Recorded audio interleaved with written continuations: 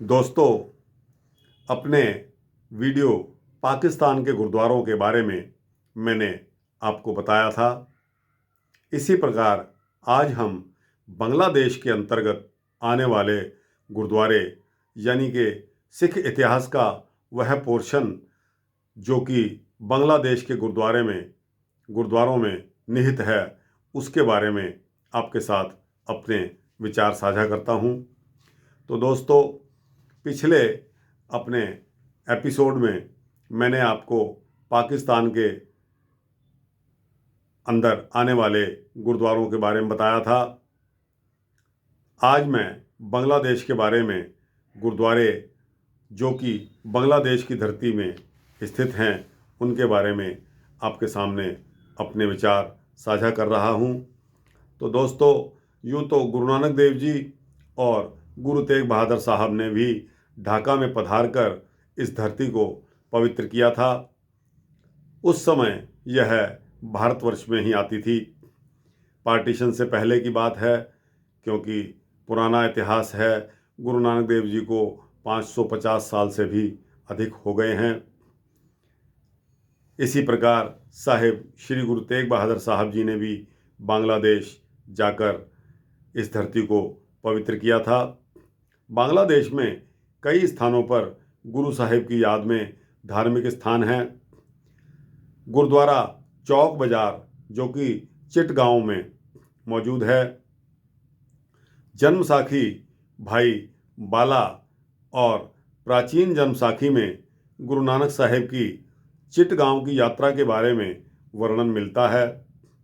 एक श्रद्धालु बढ़ई भाई झंडा पहला व्यक्ति था जिसने गुरु साहब को प्रणाम किया और उनका आशीर्वाद प्राप्त किया।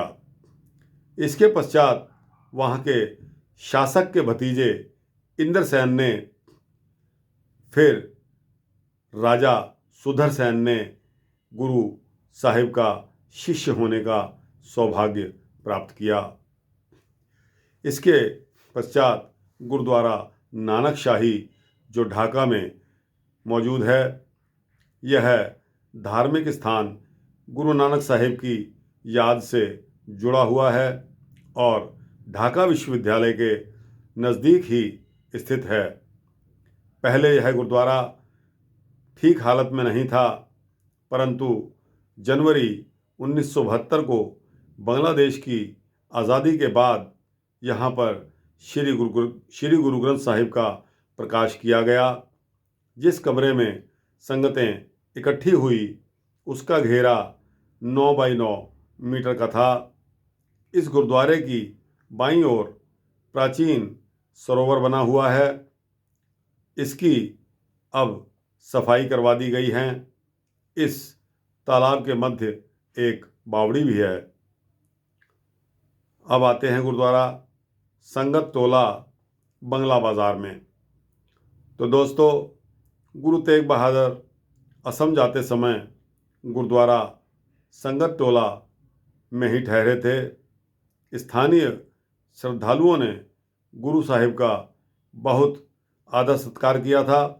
उन्होंने गुरु जी के रहने के लिए विशेष तौर पर 2 मंजिली इमारत बनवाई थी।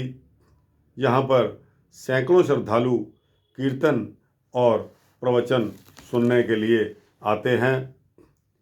कुछ प्राचीन हस्तलिखित गुरु ग्रंथ साहिब की बीड़ें और उस समय के चित्रकार द्वारा बनाई हुई श्री गुरु तेग बहादुर साहिब जी की तस्वीर और श्री गुरु गोविंद सिंह जी की ओर से भेजे गए हुक्मनामे भी इसी स्थान पर मिले हैं और सिखों की धरोहर और गुरु की निशानियों के रूप में सुरक्षित रखे गए हैं।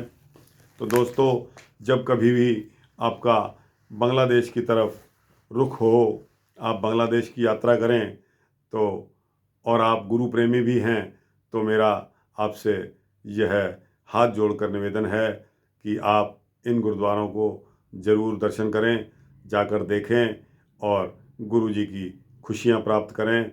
इससे आपका जीवन सफल होगा, आपको मुक्ति मिलेगी। इन्हीं शब्दों के साथ दोस्तों, अभी हमारे भारत में जो ऐतिहासिक गुरुद्वारे हैं उनकी लड़ी निरंतर चल रही है और उम्मीद करता हूँ कि आपको यह वृतांत पसंद आया होगा। अगले गुरुद्वारों के इतिहास के बारे में मैं आपको अपने अगले एपिसोड में बताऊंगा।